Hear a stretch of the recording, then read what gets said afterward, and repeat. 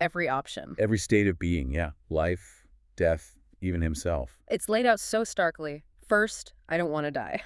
But then, immediately, I don't want to live. And then the identity piece tied back to that page in the veins. I don't want to be who I am. It's checkmate, emotionally speaking. There's no move left. Reject existence, reject oblivion, reject the self. You're just frozen. As you said, absolute stasis. And if you think about the suffering we've discussed, it almost makes a kind of, well, a twisted sense. How so? Well, life is unbearable, right? Because of the pain, the loss, the self-blame. It hurts too much. Okay. But death, which seems like the logical escape, the rest he craves, Yeah. that's also terrifying. Why? Because it's final. Because it's a final act of letting go. It means severing that last bond, rejecting the memory of the person he's fighting to stay over for. Okay, so life hurts, but death means losing the one thing he's clinging to. Exactly. Trapped between a painful life and an ending that destroys the last connection, the horrible calculus. So if he rejects life, death, and self, what's left? Is there anything he actually wants? Well, yes.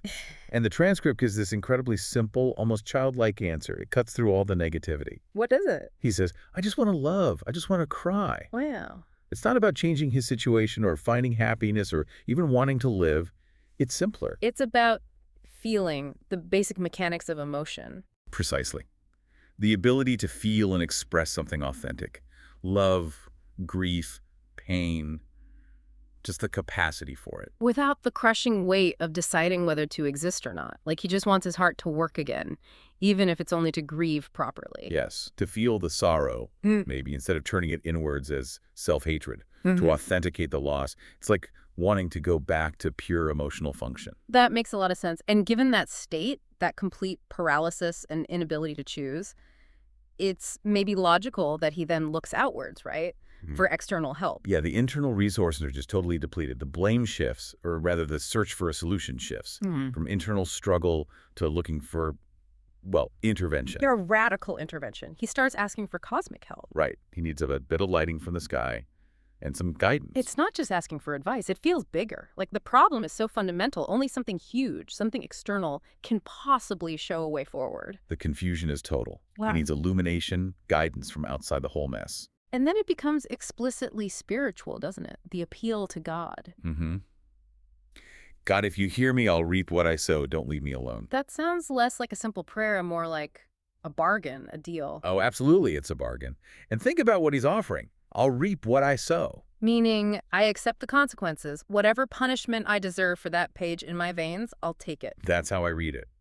He's volunteering for the fallout, for justice, for whatever comes. Okay. In exchange for what? For one thing, don't leave me alone.